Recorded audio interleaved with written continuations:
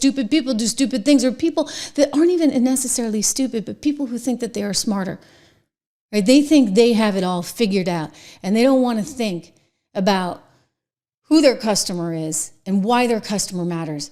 I think the real problem is they don't respect their customer. That girl who was going on about Bud Light, she had to reinvent the brand because they didn't want those customers anymore. They wanted something different. They wanted the Ivy League kids and I'm going to get in trouble with what I'm going to say, so I'm going to keep it clean and be very, very careful here. But you know exactly what I'm talking about. They wanted a whole different genre. And it's like, don't forget who brought you to the dance, okay? And the same thing's going on at, Cracker Barrel. And what a time to do this. I mean, come on. So they got a new, CEO over there, and she's being heralded by the mainstream media as, the next thing since sliced bread. She got a spot on Good Morning America today. Why? Oh, because they're redoing the Cracker Barrels all around the country. I happen to like Cracker Barrel. It's like, when you're on the highway and you're looking for somewhere to go and it's going to be good food and you're getting good fried chicken, and they have like a nice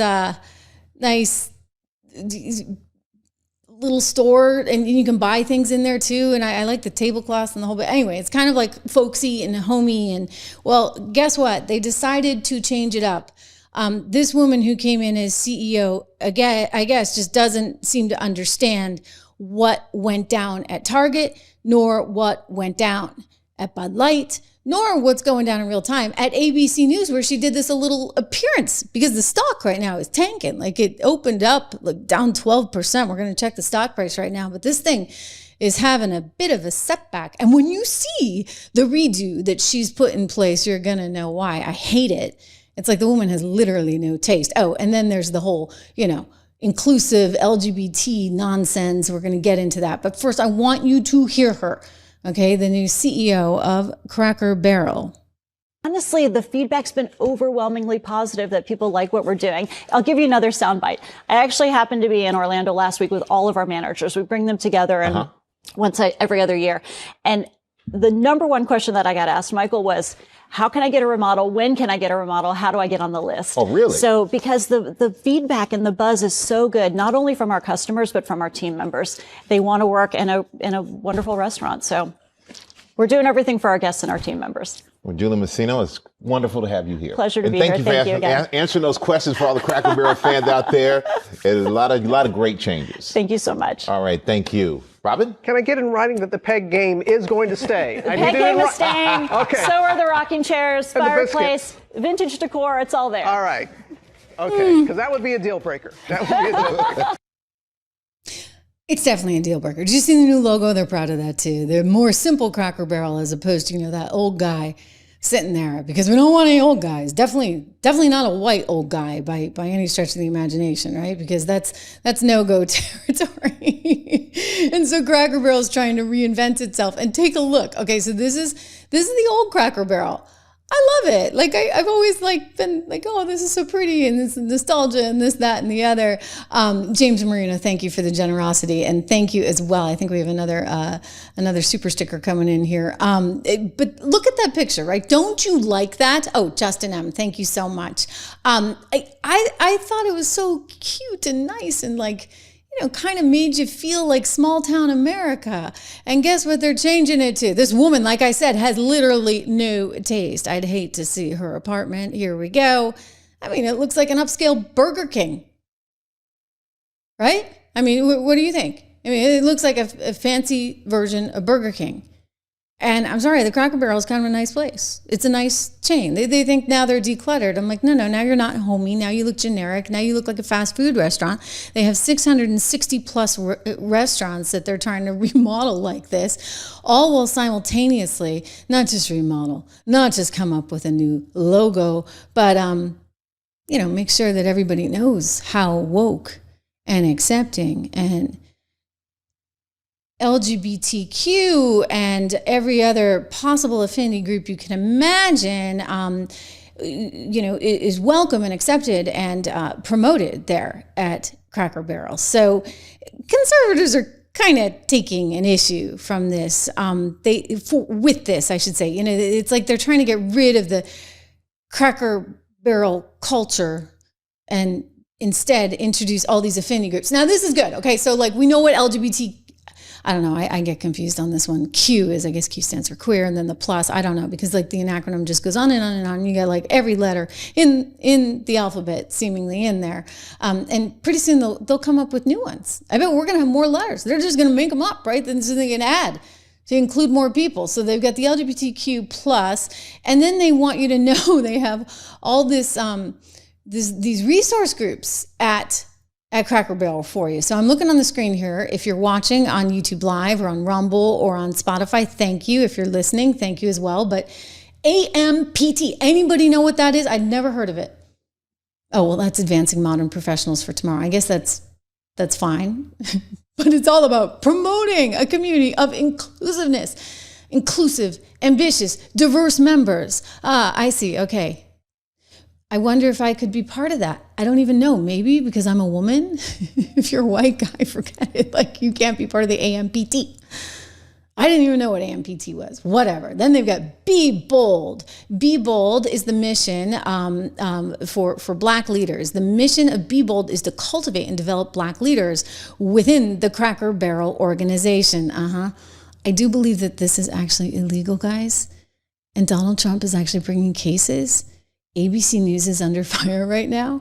They're being investigated because of their DEI practices, and you got it right out there, out in the open for everybody to see. Oh, I don't know. What's this woman's name? Mazzino. Let me bring it to you. This CEO, you're going to get to know her name. We're going to find it. Mazzino is her last name. She's going to probably take some flack for this. I mean, the stock's already cratering. Then there is Be Well. Be Well is the benefits department. It helps employees experience, it helps your employee experience by sponsoring health and wellness activities that nurture employees' physical and emotional and financial and intellectual well-being. Because, if you work at Cracker Barrel, we're going to make sure that you feel really, really good all the time. Because you get all these PhDs that suddenly they're waiting tables and they're like, oh, I don't know if I like this one, right? This isn't really working for me.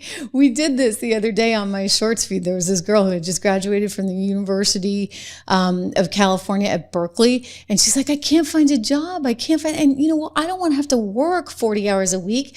I can't do that. Like, what are people expecting? And it's like, well, maybe they're actually expecting, yes, that you actually work. And that, your company isn't there giving you handouts non-stop. I'm trying to see if I can find this because I wanted to show it for you guys. It's actually really, really, really funny. And I was dying as I saw this woman. I'm like, this is what society's come to. But of course, because you get Cracker Barrel saying, hey, we need to have this Be Well initiative, right? Be well, be well. Okay, I got it. Here's the Berkeley girl. And she's got a TikTok account because apparently everybody has a TikTok account now. Let's take a look at her. I think this girl can work at Cracker Barrel. What do you guys think? Watch.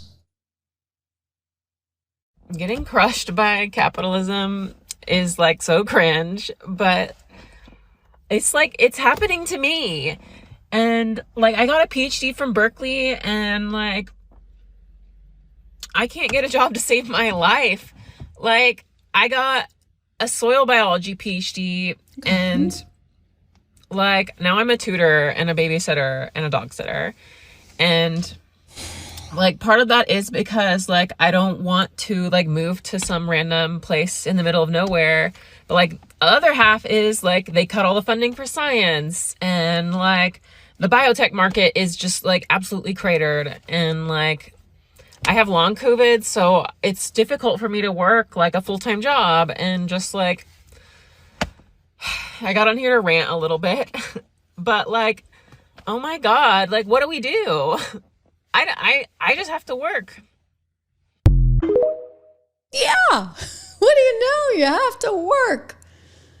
What has happened? Like, how is it that people don't understand the basics? Like, yeah, you got to go to work. I mean, I really question what we've done, right, as a society, because we're raising a generation that doesn't understand that they have responsibilities in this world. I'll just say it, like, and And it blows my mind because it's like they think they're owed something.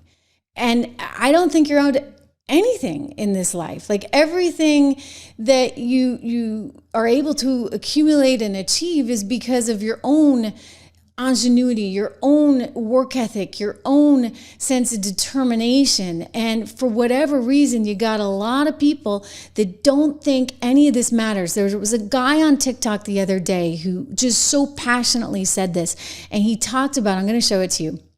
He talked about how what the real privilege is, when you get your rent paid for you, your cell phone paid for you, when you get the food, credit cards that they're giving out. That's what is really privilege, because that's being covered by the rest of society. And it's really not fair. It's just not fair that that's happening. And people need to take more responsibility, more ownership, if you would, for themselves. Because we can't live in a world where everybody else, where I'm responsible, right, for you.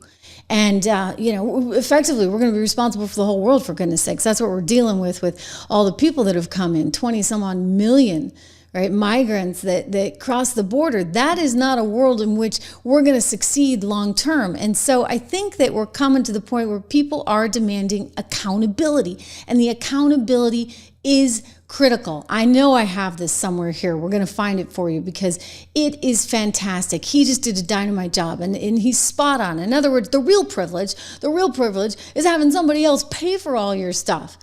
We shouldn't have to pay for everybody else's stuff. Here we go. I got this guy. I'd never heard of him before, He's like Dallas J.W. Wicker, I think is his name.